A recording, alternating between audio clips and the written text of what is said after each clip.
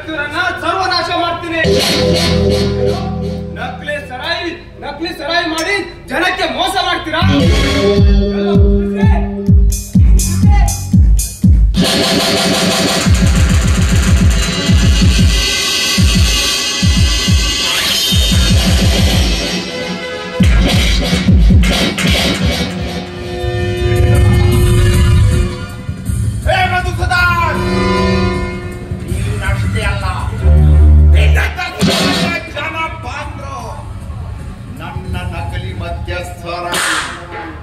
ಯಾರಿಂದಲೂ ನಿಲ್ಲಿಸಲು ಸಾಧ್ಯವಿಲ್ಲ.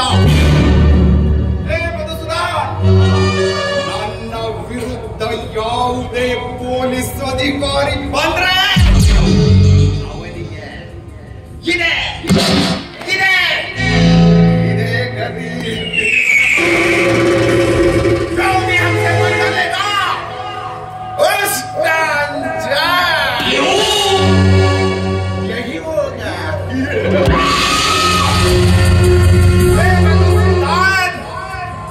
ನೀನು ಆಳ ಸಮುದ್ರ ಆದ್ರೆ ನಾನು ಅದೇ ಸಮುದ್ರದಲ್ಲಿ ಈಜಾಡಿ ಸಮುದ್ರವನ್ನೇ